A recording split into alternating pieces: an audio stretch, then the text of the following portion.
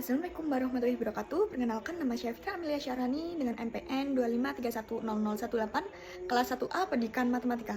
Di sini saya akan menjelaskan jawaban UAS saya dengan mata kuliah Psikologi Pendidikan Matematika. Pada nomor 1 yaitu proses berpikir matematis dari konkret ke abstrak. Tahap pertama yaitu tahap konkret.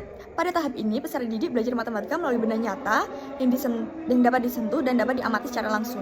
Jadi kita sebagai guru itu sebelum kita memberikan rumus ataupun soal, kita harus memberikan gambaran materi tersebut melalui benda nyata ataupun pengamatan secara langsung. Jadi agar peserta didik kita itu lebih memahami materi tersebut begitu.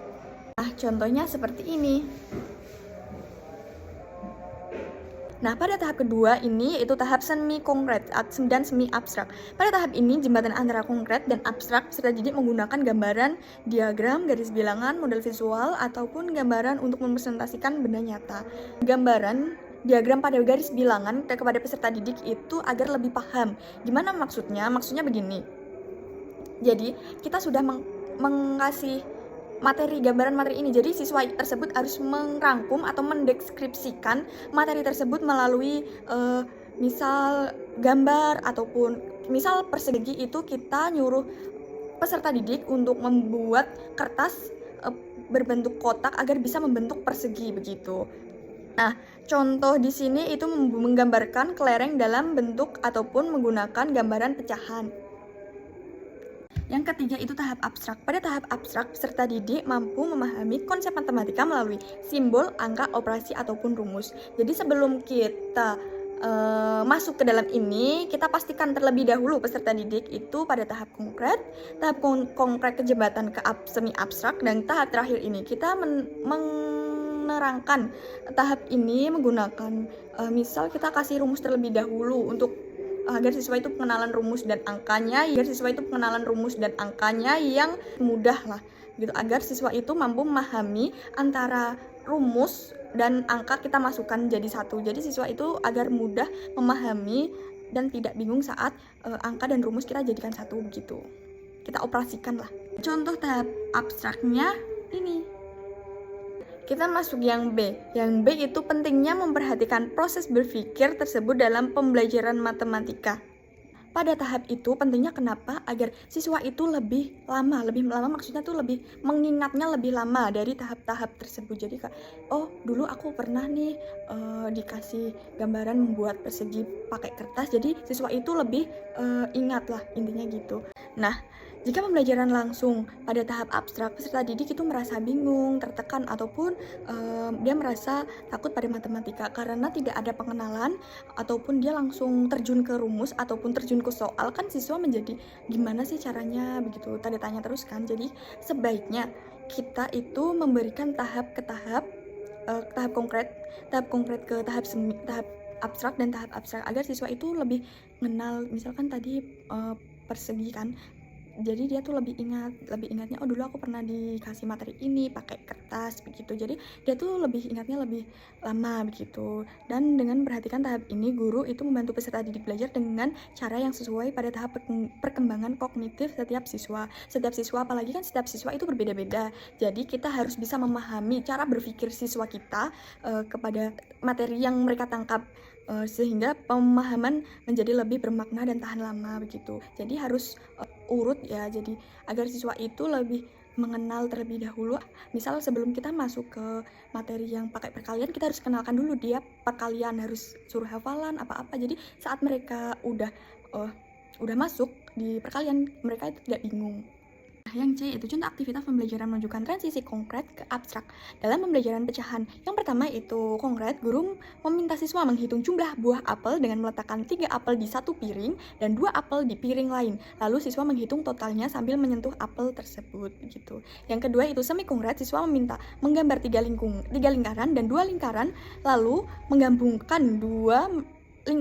untuk menemukan jumlah total 5 lingkaran. Yang ketiga yaitu peserta didik menulis dan menghitung pecahan dalam bentuk simbol matematika, misal 1/2 plus 1/4. Jadi sebelum kita masuk materi, kita memberikan gambaran terlebih dahulu lah, kita pakai benda-benda di sekitar kita agar mereka itu lebih paham gitu. Yang kedua itu self-regulant learning SRL dalam pelajaran matematika. Pengertiannya itu Nah, perencanaan menetapkan tujuan strategi sebelum pembelajaran, misal membagi waktu, memilih metode. Jadi kita itu tidak memaksa peserta didik kita harus misal satu pertemuan atau 2 pertemuan harus selesai dengan materi tersebut.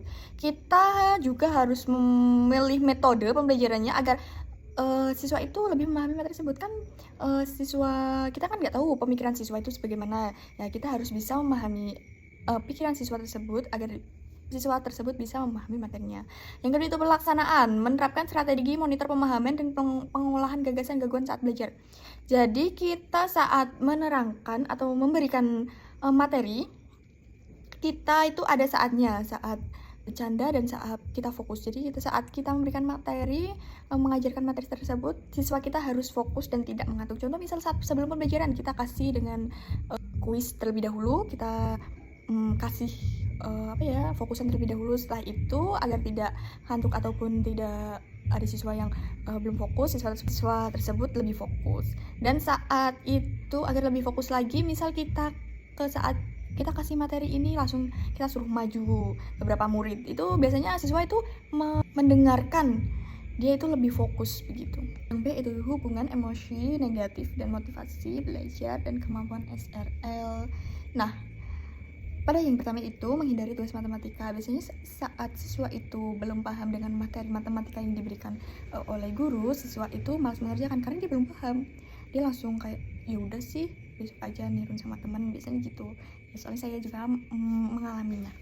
Nah, yang kedua itu mudah menyerah saat menemui kesulitan. Jadi dia itu dari beberapa materi yang sudah tidak paham lalu dilanjut dengan materi tersebut yang mungkin dia belum paham, dia itu merasa aku gak pernah pintar dalam matematika begitu. Yang ketiga itu sulit mengatur strategi pembelajaran secara mandiri. Jadi mungkin di materi-materi dia tuh belum paham, lalu ditumpuk materi lagi belum paham lagi, tumpuk materi lagi belum paham lagi. Jadi mereka tuh secara mandiri malas belajar.